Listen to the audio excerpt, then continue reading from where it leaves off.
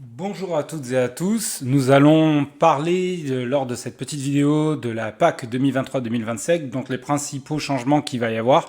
C'est une vidéo qui est faite par la Chambre d'agriculture de Lot-et-Garonne et donc c'est moi qui vais intervenir dessus, qui je suis au cas où vous ayez besoin de faire référence à quelqu'un. C'est Julien Fréhel, donc de la Chambre d'agriculture de Lot-et-Garonne, et moi je suis tout simplement responsable de la transmission de la PAC et je m'occupe aussi de pas mal de dossiers d'installation au sein de la Chambre d'agriculture à Agen.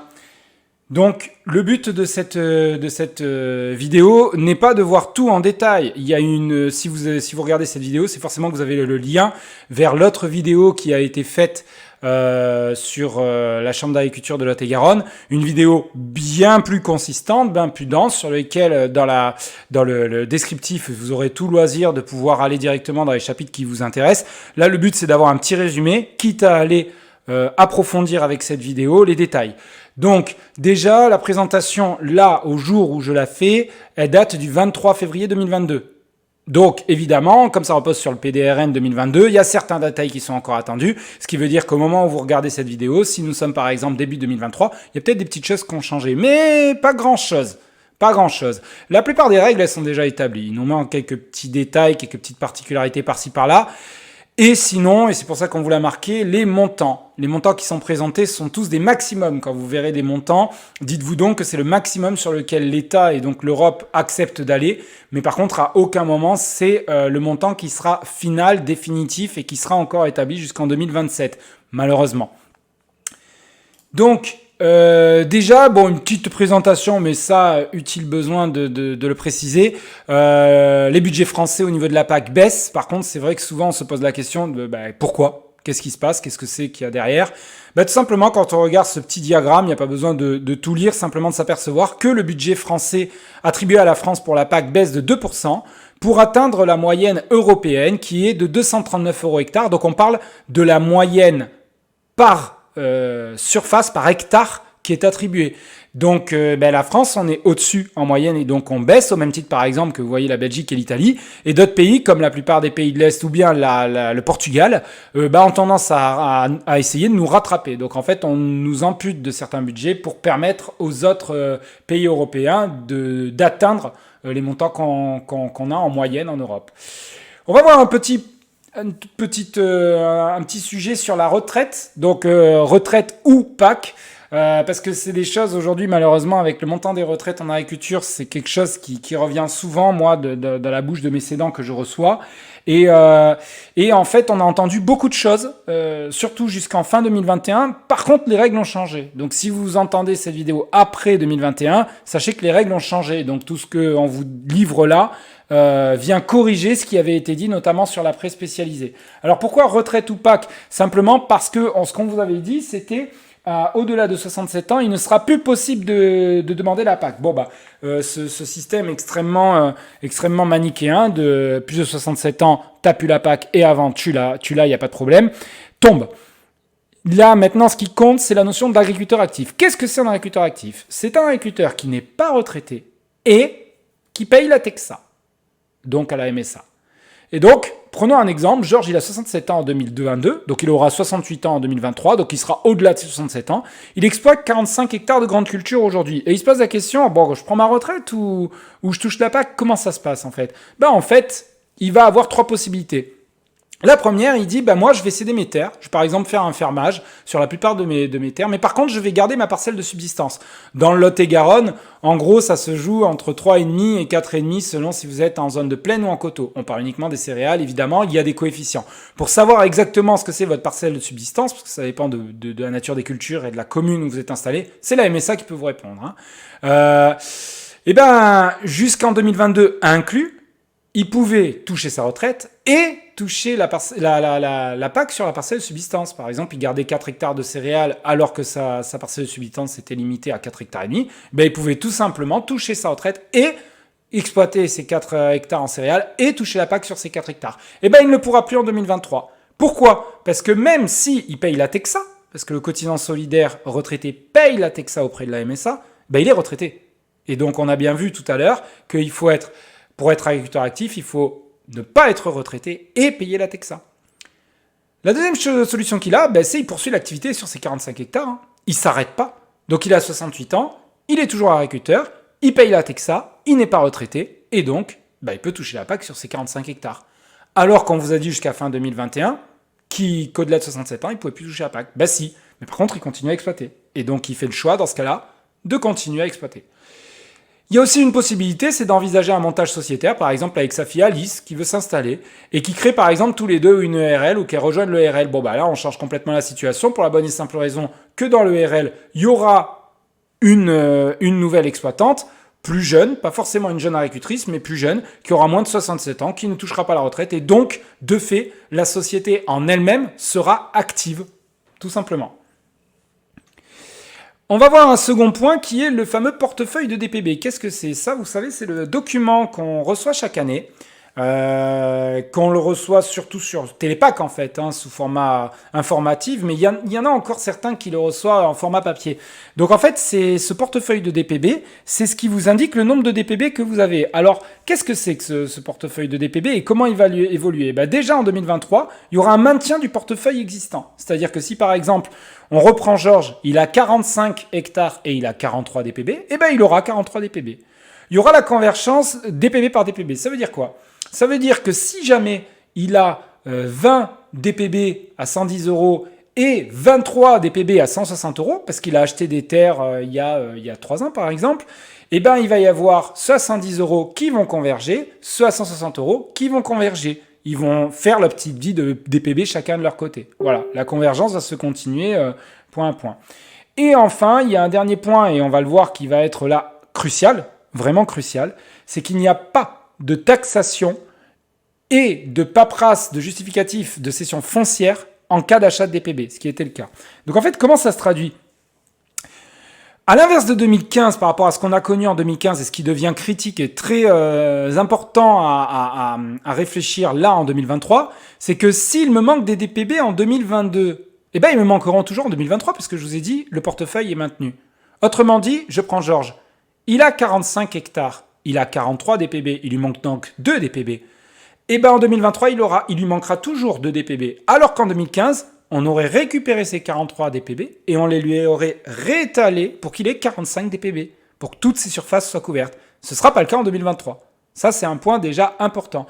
Deuxième chose, il y a différentes valeurs de DPB, donc il y a différentes lignes de DPB. Il y aura toujours différentes lignes de DPB. Alors, du coup, ça ne peut aller, entre guillemets, qu'en se complexifiant. Or, en 2015, ce qu'ils ont fait, c'est qu'ils ont récupéré toutes les lignes de DPB. Et je peux vous assurer que sur un exploitant qui commence déjà à dépasser les 300 hectares, on a beaucoup de lignes de DPB. Alors qu'ils avaient tout lissé en 2015, ils ne le feront pas en 2023. Donc on continuera à avoir cette petite complexité de lecture. C'est une petite gymnastique à faire, une fois qu'on l'a comprise, on l'a comprise. Mais elle existera toujours en 2023. Et enfin, par contre, point peut-être positif, s'il me manque des DPB, donc là Georges il manque de DPB, il peut en acheter. Par contre, cette fois-ci, il ne sera pas taxé. Et il n'aura pas obligation de montrer des centaines de documents au niveau du transfert des DPB du fait qu'il en a racheté. C'est ce que nous promet l'État. Et ça, c'est pas mal. Je vous rappelle qu'en 2015, quand on achetait des DPB, on était taxé à hauteur de 50%. Et là encore en 2022, si vous achetez des DPB en 2022, vous serez taxé à hauteur de 30%. Donc le DPB n'aura plus que comme valeur 70% de ce que vous avez acheté. Attention à ça. En 2023, il n'y aura plus de taxation. J'achète des DPB à 120 € le DPB, j'activerai de 120 € le DPB. Par contre, on peut se dire, cette question, moi j'aime bien la symboliser par cette belle tartine de confiture. La PAC, pour la symboliser, c'est une tartine de confiture. Vous avez le pain qui représente votre SAU et vous avez la confiture qui représente le DPB. Sur la petite photo que vous voyez, c'est assez significatif. Vous avez la tranche de pain et vous n'avez pas assez de confiture dessus. C'est la majorité des agriculteurs comme vous et agricultrices comme vous. Vous êtes dans cette situation. Vous avez moins de DPB que de surface. Autrement dit, il vous manque de la confiture. Si vous avez trop de confiture, elle repart dans le pot. Et comment elle repart dans le pot? Concrètement, elle remonte dans le pot commun qui s'appelle la réserve nationale. Donc ça ne sert à rien non plus de faire la collection DPB parce que globalement, en fait, ça repartira au bout de 2 ans de non-activation à Paris. Donc ça ne sert à rien d'aller récupérer des DPB davantage qu'on a de tranches de pain, autrement dit, que de surface.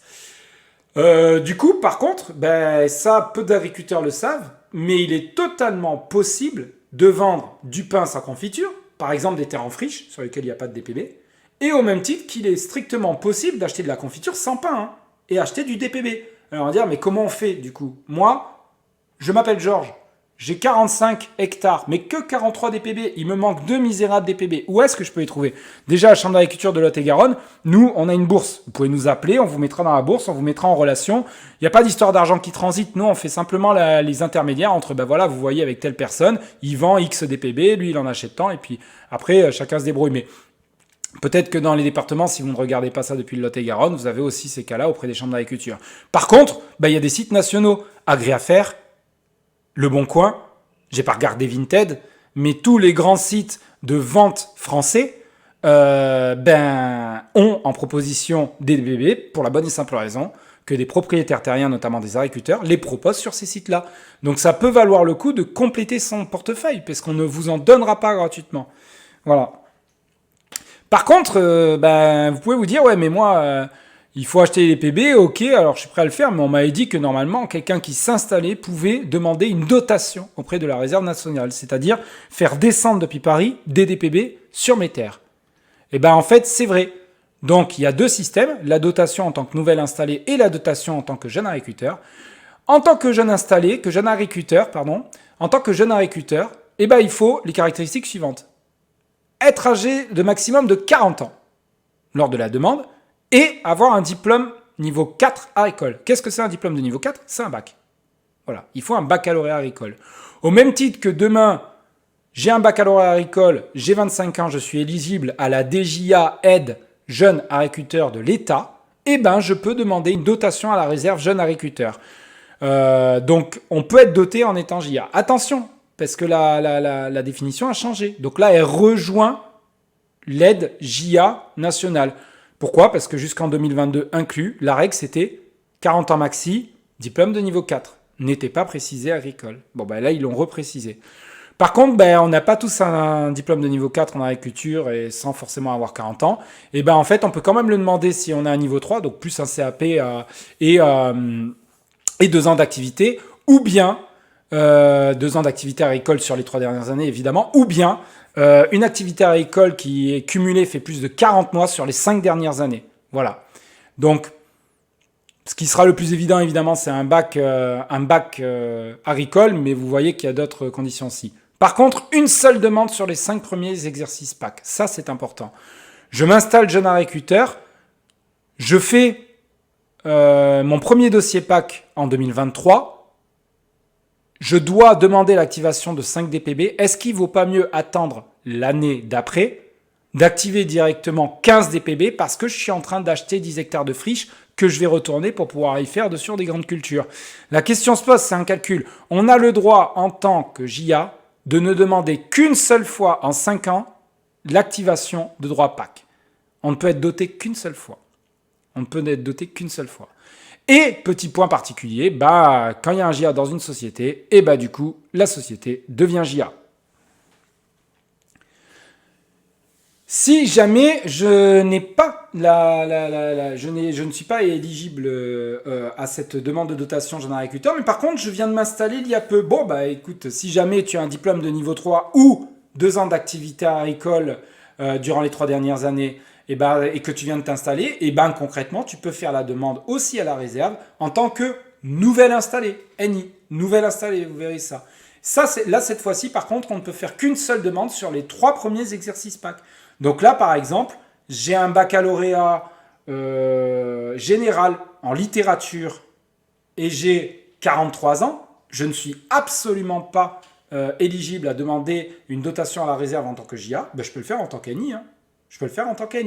Je rentre dans les critères. Les changements qu'il y a finalement par rapport à la PAC de 2015-2022, on a des choses qui changent et des choses qui ne changent pas. Donc vous voyez sur le diagramme de gauche, c'est la PAC actuelle et à droite, ce qui va se passer. On a les DPB, donc là vous avez les aides de base au revenu, le DPB qui reste pareil, le droit au paiement de base. Ensuite on a les aides, les suppléments JA qu'on va voir, le paiement redistributif qui semble le même. Par contre, vous voyez, aide couplée, ABA, ABL, aide végétale, il y a des nouvelles aides couplées. Donc elles existent toujours, mais par contre, elles changent un peu. Le paiement vert, par contre, et ça, c'est ça qui est le plus gros point de cette nouvelle PAC, le paiement vert disparaît au profit des éco-schémas que vous voyez à droite et les conditionnalités que vous voyez à gauche, P1, P2, sont renforcées par des conditionnalités qui viennent du paiement vert. Donc en gros, il faut considérer que le paiement vert explose pour donner lieu aux éco-schémas et au renforcement des conditionnalités qui existent. Le DPB, le redistributif, si ce n'est que le DPB, comme on l'a vu tout à l'heure, fait sa petite vie de DPB avec sa convergence, bah finalement, il ne change pas tellement. On a vu que le portefeuille demeure en nombre, on a vu qu'il y a toujours différentes lignes, donc au final, le DPB ne change pas. Le redistributif, c'est toujours 48 € hectare sur les 52 premiers hectares, avec une transparence pour les GAEC. Donc ça ne change pas. Vous avez 100 hectares, ben vous avez 52 hectares qui sont primés à 2 plus à 48 € par hectare, et dès le 53e hectare, c'est terminé. Par contre, vous avez 30 hectares, et ben concrètement, vous avez 48 € hectare de plus sur toute votre SAU parce qu'elle ne dépasse pas 52 hectares. Le supplément JA, c'est toujours une aide versée sur 5 ans à partir de la première demande. Ça ne change pas. Les critères sont identiques à la demande de la réserve par contre. Attention, il ne faut plus avoir un diplôme de niveau 4. Il faut avoir un diplôme de niveau 4 agricole. Donc, la situation se sévit. Mais, en contrepartie, on a un supplément JA à la PAC qui est bien plus important. Pourquoi ? Parce qu'on a pu une aide d'à peu près 100 € hectare sur 34 hectares, ce qui faisait à peu près 3400 €. On a directement 3884 € par exploitation et la transparence des GAEC s'applique. C'est une aide forfaitaire. Je m'installe JA sur 1,5 hectare de maraîchage, je touche 3884 € comme mon voisin qui a 150 hectares de grande culture. Et à tous les deux, on touche plus que ce qu'on aurait perçu en 2022. Donc, quelque part, le supplément JA est renforcé. Mais il existe toujours. Par contre, ce que devient le paiement vert, tiens, ça c'est la petite question qu'on s'est posée. En fait, concrètement, il disparaît au profit des éco-régimes et les conditionnalités viennent renforcer d'autres conditionnalités qui existaient déjà. Et donc, c'est ça qu'on va voir maintenant, c'est les éco-régimes, parce que c'est ça la nouveauté que vous voyez un peu de partout, que vous avez vu fleurir dans la presse, c'est qu'est-ce que c'est que ces éco-régimes ? Bon, déjà, premièrement, c'est optionnel, il n'y a pas de pénalité si vous ne l'obtenez pas. Avant le paiement vert, si vous ne l'obteniez pas, vous n'aviez pas l'argent, mais 2, vous étiez sanctionné pour ça. On est éligible dès un DPB. Donc, mesdames et messieurs, viticultrices, viticulteurs, à partir du moment où vous avez, 40 hectares de vignobles, mais que vous avez un seul DPB, vous pouvez toucher l'éco-régime sur toute la surface, même si vous avez un seul DPB. Et pourquoi ? Parce que le paiement est totalement indépendant des DPB. Donc, ce qu'il faut retenir, c'est que vous allez voir, il va y avoir des choses très savantes. Je vous invite vraiment à écouter ce que dit François sur cette thématique-là, parce qu'on ne va pas tout voir dans les détails. Ce qu'il y a, c'est qu'il y a 3 voies d'accès et 2 niveaux de paiement. Les 2 niveaux de paiement, c'est soit c'est 82 € par hectare, que vous voyez dans les trois voies, soit 60 € par hectare. Et si jamais vous ne remplissez ni le niveau 1 ni le niveau 2, vous aurez 0 € hectare. C'est un système, on va pas dire binaire, mais trinaire, c'est-à-dire 0, 60 ou 82. Le but étant évidemment d'aller chercher les 82 € hectare. Et pour le coup, c'est pas comme le redistributif, c'est attribuable sur toute la surface. Donc, comment on va faire ? On va regarder, on a 3 voies d'accès, soit les pratiques agricoles, soit la certification, soit les infrastructures agro- et environnementales. Donc, il y a des tableaux qui existent et qui sont très savants. Pareil, je vous invite à voir ce que fait l'ami François. Mais en gros, plus on a une diversité de cultures, plus on va gagner des points. Plus on va gagner des points, plus on va pouvoir obtenir l'éco-régime. Par contre, vous voyez qu'ils ont vraiment concentré les cultures. Par exemple, céréales d'hiver, c'est plus blé ou triticale. C'est blé triticale, c'est pareil, c'est des céréales d'hiver ou céréales de printemps. Oléagineux, c'est le colza, la navette d'hiver, etc. Donc, c'est-à-dire qu'en fait, attention, là, c'est par grande famille. C'est plus directement par grande culture. Donc, il y a évidemment des spécificités pour les prairies permanentes, pour les jachères, etc. Les infrastructures agro-environnementales, c'est celles qu'on connaît, les bordures le long des forêts, les bancs de tampons, les fossés, les haies, les bosquets, tout ça, ça fait partie des infrastructures agro-environnementales. Par contre, on est pour le moment pas capable de vous dire quel est le ratio. Autrement dit, aussi vrai que 1 hectare de jachère avant correspondait à 1 hectare en termes pour le paiement vert, pour le calcul de paiement vert. Là, on ne sait pas ce qu'il va y avoir comme calcul. Ça fait partie des petites notions qui doivent terminer. Du coup, pour résumer vraiment ces éco-régimes qui sont dits en anglais éco-schems, donc vous verrez des fois éco-schems sur certaines nomenclatures et surtout sur certains écrits. C'est normal, c'est la même chose. En fait, la question finalement à se poser, c'est la suivante. Déjà, est-ce que 100% de ma SAU est en bio? Bah si oui, je suis en niveau 2, je suis perché. Tout le reste, vous ne le lisez pas. Hein. Vous êtes perché. Vous êtes 100% bio, c'est terminé. Vous avez les éco-régimes, c'est 82 € hectare. Point barre. Ah ben non. Moi, je suis pas 100% bio. Soit parce que j'ai commencé de la conversion et que sur une partie de l'exploitation, soit parce que je suis en conventionnel. Bon, est-ce que tu es certifié HVE? Parce que si oui, tu es perché aussi. Hein. Si oui, tu es perché. Sinon, eh ben, c'est là qu'on va commencer les calculs qu'on vous a montrés précédemment. C'est là qu'on va aller à la chasse au point des grandes cultures ou qu'on va regarder ces infrastructures agro-environnementales. Et si jamais on a un peu rigrac à gauche, à droite, eh ben, on va essayer de sauver le niveau 1, c'est-à-dire d'essayer d'obtenir les 60 € hectare. Voilà. Donc en fait, c'est ça qui est l'extrême résumé des éco-schems. Encore une fois, 100% bio et HVE, vous êtes déjà perché, on va pas plus loin. Et pour les grandes cultures, c'est vraiment intéressant de commencer à se pencher dès maintenant quels vont être vos futurs assolements pour savoir, pour qu'on puisse dès à présent vous dire tu y seras ou tu y seras pas. Les aides couplées animales, en gros, eh ben, beaucoup d'aides couplées animales changent pas tellement. Les montants vont être un peu différents, mais globalement, ça change pas. Vos sous la mer, aide Ovid, Caprine, ça ne bouge pas. Et l'ICHN demeure. Bon, ça fait partie du second pilier, mais l'ICHN demeure quand même. Par contre, il y a une nouveauté, c'est l'aide aux UGB. Donc l'aide aux bovins allaitants et l'aide aux bovins laitiers disparaît au profit de l'aide aux UGB. Et donc ce qu'il va falloir faire, c'est savoir vos animaux, comment ils vont être primés. En prime allaitant, donc côté rouge, ou en prime non allaitant, côté bleu. Donc en fonction de quels sont les animaux qui vont être primables, on va pouvoir déterminer quel montant vous allez avoir en aide couplée animale. Comment on fait? Ben là, je vous montre un petit tableau qui résume tout ça, mais je vous renvoie évidemment vers la vidéo de François qui vous détaillera toutes les aides animales. Je vais prendre ici un exemple. Je suis un éleveur laitier, j'ai un troupeau laitier, et ben je me retrouve dans les colonnes de droite. J'ai des UGB lait, ce sont majoritairement des femelles, elles sont toutes éligibles, et du coup, je me retrouve à avoir une éligibilité maximum de 40 UGB avec un montant qui est de 60 € en 2023 et qui passera à 54 € en 2027. Donc, ce sont des aides qui vont baisser.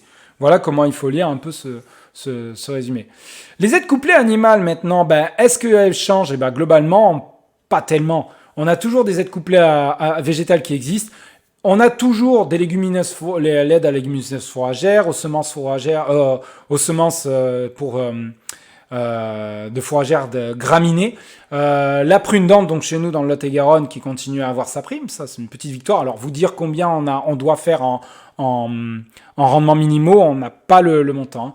La tomate indus qui continue, le chanvre, le houblon. Par contre, vous voyez qu'il y a un gros ramassis qui s'appelle soja, protéagineux, semences de légumineuses fourragères et légumineuses déshydratées.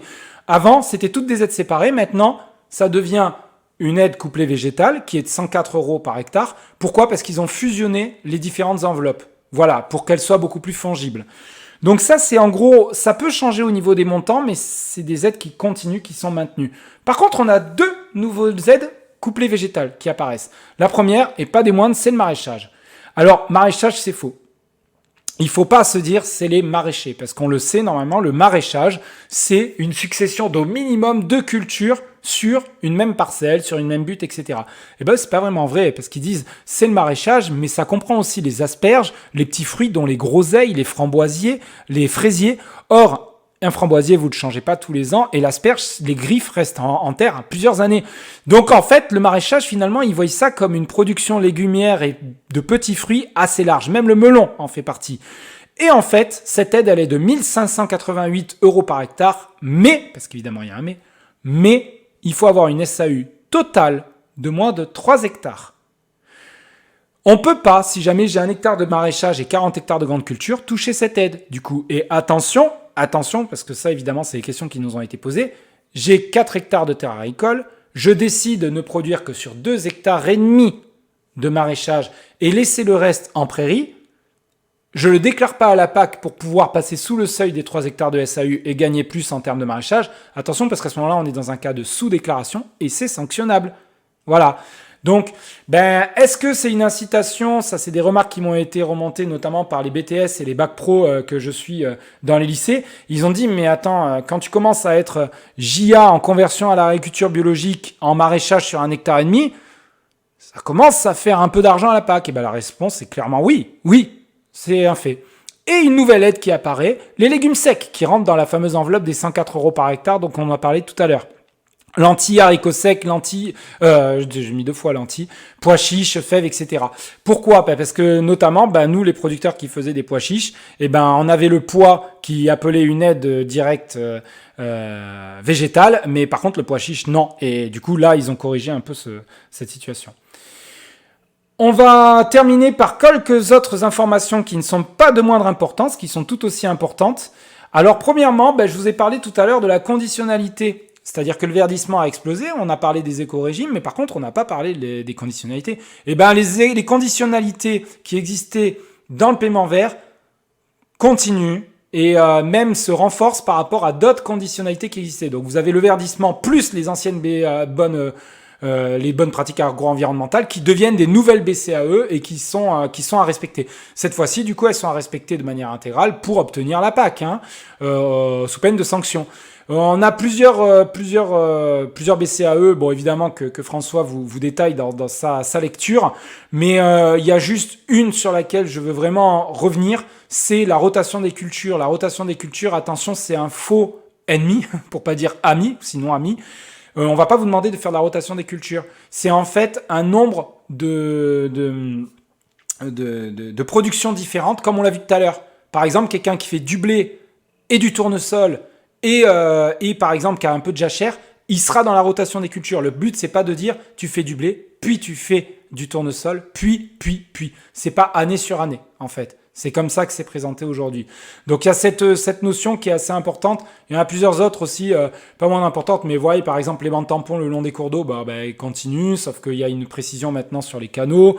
Le minimum d'éléments en surface non productive, on est sur les IAE, on y revient. Bon, il y a toujours ça. Et je vous ai mis en dessous plus la conditionnalité sociale. Alors qu'est-ce que c'est la conditionnalité sociale? C'est que à la PAC, maintenant, ils ont greffé la conditionnalité liée à l'emploi de main-d'œuvre.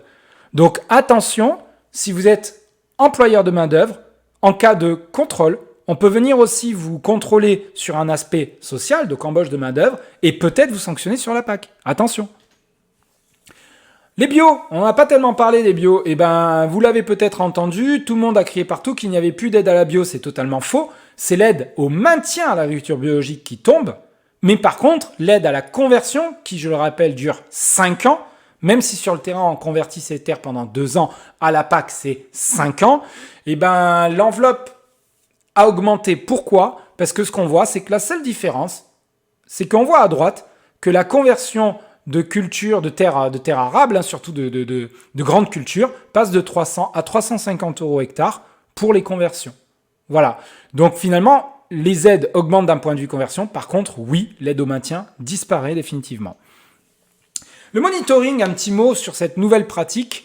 Qu'est-ce que c'est que le monitoring? En fait, c'est qu'il y a un système satellitaire qui a été déployé autour de la planète et l'Europe, en fait, en profite et a déjà commencé à appliquer ça pour la PAC dans plusieurs pays européens.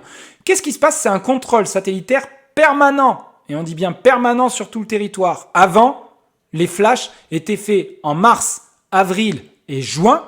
Et en fonction des comparaisons satellitaires, on pouvait dire, là, il y a l'air d'avoir un problème. Alors, je m'explique. En mars, j'ai planté du blé en hiver. En mars, on voit du blé. En avril, on voit du blé qui a poussé. Et en juin, on voit que c'est prêt à ramasser. Je dis que je plante du soja. En mars, on voit rien. En avril, on voit que j'ai travaillé parce que je vais planter. Et en juin, on voit que ça commence à pousser.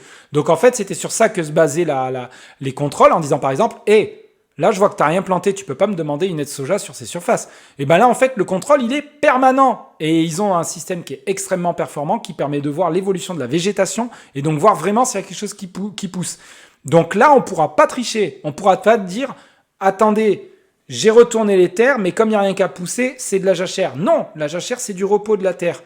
Attendez, j'ai retourné, je devais planter du soja, mais ça n'a pas été planté à cause de la sécheresse. Donnez-moi comment me de soja. Non, parce que nous, en tant que visée satellitaire, on voit qu'il n'y a rien qui a été planté, point barre. Donc, attention à ce système qui fait quand même peur. Par contre, on a un petit point positif, c'est on a désormais la possibilité de modifier le dossier jusqu'à la fin de l'été. Donc jusqu'en septembre en fait. On peut le modifier jusqu'à la fin de l'été. Or avant, c'était jusqu'en juin. Et après, c'est terminé. Il y a eu une erreur, et il faut aller entre guillemets négocier avec la DDT. Donc là, on a plus de temps pour pouvoir corriger. Il y a aussi une notion de droit à l'erreur. Je vais pas y revenir longtemps parce que c'est plus quelque chose que je pense qu'ils ont écrit pour nous faire plaisir. J'attends de voir avant de pouvoir en parler, peut-être pour une autre vidéo, mais ils disent que du coup, puisqu'il y a des erreurs qui peuvent être détectées, on peut offrir à l'agriculteur le droit à l'erreur. Sauf que il y a quand même des erreurs des fois où l'administration n'accepte pas de revenir et puis il y a quand même sanction. Du coup, comment ça se passe? Imaginez-vous vraiment à l'arrêt à un feu. Vous avez feu rouge, feu orange, feu vert.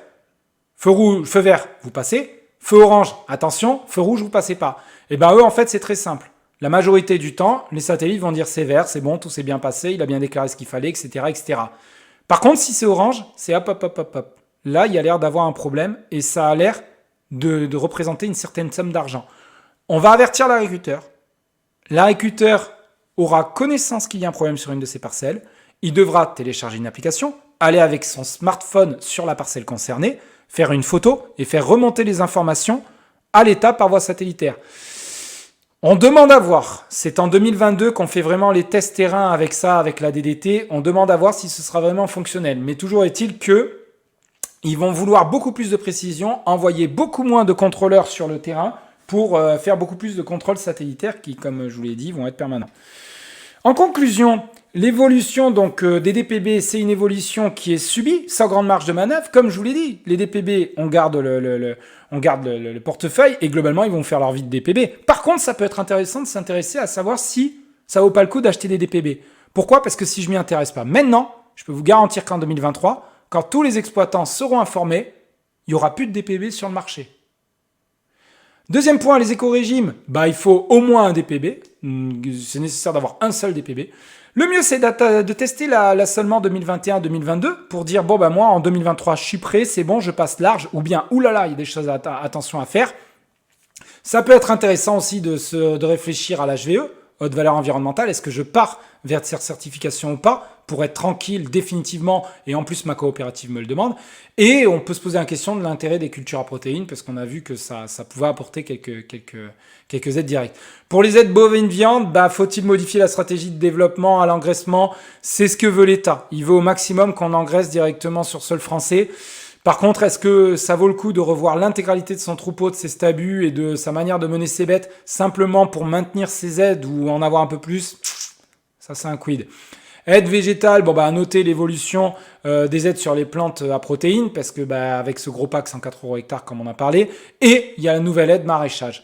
Et enfin, les conditions, la conditionnalité, la BCAE 8, c'est celle dont je vous ai parlé très succinctement et je vous invite vraiment à voir avec le diaporama de François là-dessus. Tout ce qui est infrastructure agro-environnementale, même si le verdissement disparaît, faites très attention à ce qu'on vous dit dans les campagnes. Ça ne veut pas dire à aucun moment qu'il va plus falloir y faire attention. Donc moi, j'en ai fini avec ma présentation. Le but, c'est de faire un résumé. Évidemment, si vous avez besoin, vous pouvez contacter la Chambre d'agriculture de Lot-et-Garonne, on vous répondra. Et ça vaut le coup de venir nous voir pendant la période Pâques, enfin avant ou après, ceux qui font les dossiers avec nous pendant la période Pâques, pour pouvoir discuter un peu de ce qui va se passer. Encore une fois, je vous invite, s'il y a certains points sur lesquels je suis passé assez rapidement, que vous avez besoin de revoir, à voir la vidéo beaucoup plus détaillée de François, sur lequel vous avez un système de chapitrage qui a été fait de manière à ce que vous puissiez aller voir directement ce qui vous intéresse. Donc, moi, j'en ai fini avec ça. Je vous laisse et puis on verra comment se passe la PAC 2022 puis 2023.